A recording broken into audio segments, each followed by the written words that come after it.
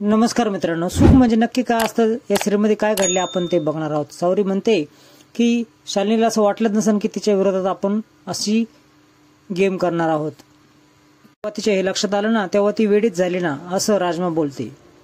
देखील इथले भोग इथेच भोगावं लागतात असं बोलते। म्हणते की खूपच उशीर झाला हे भोग भोगायला। तेव्हा नाकातोंडात पाणी जायला लागलं, त्याच्यावेळेस तिने पाणी थांबायला लावलं आणि कबूल करते असं बोलायला लागली। ती कबूल करणार तेवढ्याच अचानकपणे ती हसायला लागली असं नित्या बोलते। आपल्याला देखील कुणी मरणाच्या दारात उभा करून ठेवू शकतं हे तिला पटलेच नसेल असं राजमा बोलते। तू तिकडं तुझे खूळ लागलेले क्षण साजरे कर, आम्ही इकडे खुळखुळे लावलेले पाळणार आहोत असं सावरी बोलते। सगळं लक्ष बाळाकडे द्यावं लागल असं सर्वजण बोलतात। तात्या देखील बोलतात की आता हे सर्व येणाऱ्या बाळाचं पायगुणच आहेत। त्याची कृपा आणि त्याचे पायगुण याच्यामुळे सगळं चांगलं होणार आहे असं विमल बोलते। त्या विचार करत असते की मागच्या वेळेस देखील शालिनीने असंच वेड लागायचं नाटक केलं होतं, त्याच वेळेस अधिराज तिथे येतो। विचार मी करत आहे तोच विचार तुम्ही करत आहात का असं अधिराज बोलतो। आणि हे खरं की खोटं नाटक असेल असं दोघेही विचारतात। शालिनीवर ज्यावेळेस असा प्रसंग येतात त्याच वेळेस ती वेडेपणाचं नाटक करते असा मागचा अनुभव माझा आहे। नाटक असेल तर आपल्याला महागात पडेल शालिनीविषयी ती बोलते। जर आपल्याला बेसावध ठेवून आपल्यावर हल्ला करणार असेल तर हे आपण देखील करू शकतो असं नित्या बोलते। रेस्ट हाऊसवर जाऊन ती कशी वागत आहे, खरंच तिला खूळ लागला आहे की नाही हे आपण चेक करायला हवं असं म्हणून ते दोघे तिकडे जातात। विमल आणि तात्या देवी समोर बसलेले असतात। बाळाच्या आगमनाच्या वेळेस हे काय होत आहे असं विचार करतात आणि आपण इथं राहायलाच नको, आपण दुसरीकडे राहायलाच जाऊ असं विमल तात्याला बोलते।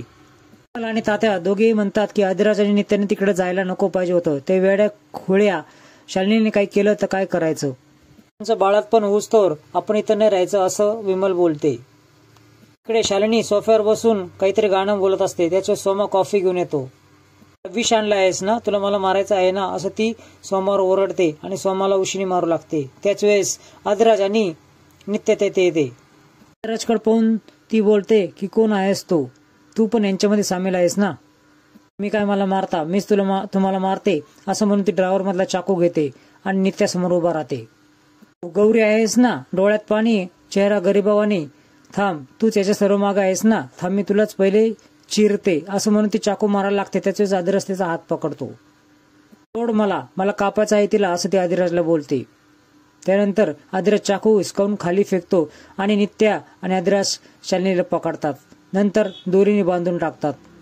ती खूप मोठमोठ्याने ओरडत असते, देवकी चहा मला मिळणार आहे का, नाश्ता मिळणार आहे का, माई मल्हार या सर्वांच्या नावाने ती ओरडत असते। सून आहे ना मी, द्या ना मला काहीतरी खायला असं ती वारंवार मोठमोठ्याने ओरडत असते। शिर्के पाटलांच्या वाड्यावर जायचं आहे असं ती बोलत असते सारखी। सोमा अधिराजला सांगत असतो की मॅडमला औषध दिल्यानंतर मॅडम खूप चांगल्या शांत झोपल्या होत्या, कॉफी आणून दिली तर ते माझ्यावरच ओरडायला लागल्या की विष दिलाय म्हणून, मिळेल त्या मला मारू लागल्या। अधिराज त्याच्याकडं रागाने बघत असतो। काय नाटक वाटत आहे का असं सोमा बोलतो। त्याच वेळेस नित्या बोलते तुमच्या दोघांचं संगनमताने काहीतरी चालू आहे, मधून त्यांना भास होते, पण कालपासून तर त्यांना खूळच लागले आहे। कालपासून म्हणजे असं अधिराज विचारतो, कारण अधिराज माहीत नसल्याचं असं दाखवतो। त्यानंतर अधिराज आतमध्ये जातो आणि नित्या त्याला सांगते की या गोष्टीमध्ये अधिराजला घेऊ नकोस, बेकार अवस्था झाली आहे मालकीनबाईची, आपण त्यांना हॉस्पिटलमध्ये ऍडमिट करूयात असं तो बोलतो। शालिनीचं ओरडायचं काम चालूच असतं। मल्हार मला इथे ठेवू नका, मला रेस्ट हाऊसवर घेऊन जा, माझं घर तिकडे आहे अशी वारंवार ओरडत असते। इकडे राजमा सावरीला बोलते ते दोघे जण रेस्ट हाऊसवर गेले आहेत, मला खूप टेन्शन आलंय, मी खुनशी आहे ना, आता तिला वेड देखील लागला आहे, काही ती करू शकते असं राजमा बोलते। अम्मा येते, देवीचा आशीर्वाद नित्याच्या पाठीमागा आहे, तिला काही देखील होणार नाही, तुम्ही काळजी करू नका असं बोलते। देखील पाठीवर आईचा आशीर्वाद होता, काय झालं आहे तुला माहित आहे ना असं ती आम्हाला उत्तर देते। खूप साधी बोळी होती पण नित्या अशी नाही असं आम्हा बोलते।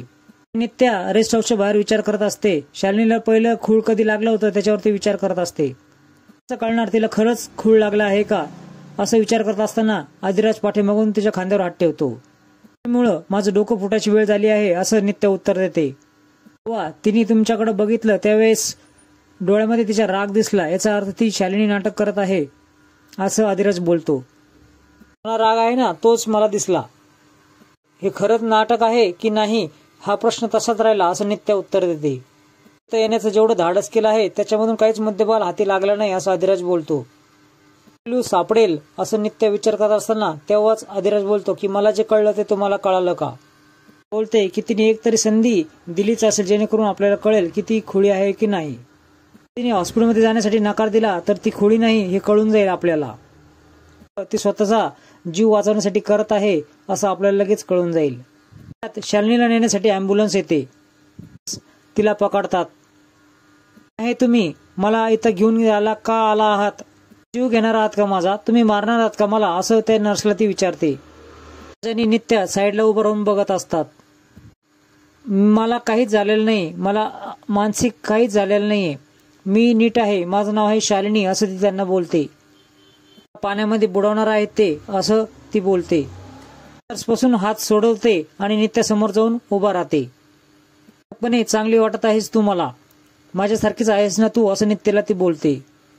मी देखील चांगलीच आहे पण हे पाठीमागचे लोक ना मला घेऊन जायला आले आहेत, जीव घेणार आहेत माझा. हे वागणं ऐकून ती खूप घाबरलेली असते. तर मित्रांनो पुढील भागामध्ये आपण बघणार आहात की शालिनीला अँब्युलन्स मध्ये घेऊन जात असतात. मन मला सांगतंय की मॅडम तिथे जास्त दिवस राहणार नाही असं सोमा बोलतो. त्यांना अँब्युलन्सचा ऍक्सिडेंट होतो. ती अँब्युलन्स मध्ये बेशुद्ध पडते. अधिराजला निरोप कळतो आणि दोघेही नित्या आणि अधिराज अँब्युलन्सच्या दिशेने जाऊ लागतात. नर्स डॉक्टर्स गाडीच्या बाहेर पडलेले असतात आणि शालिनी मात्र गायब असते. शालिनी आता पळून गेली आहे असं ती अधिराजला सांगते.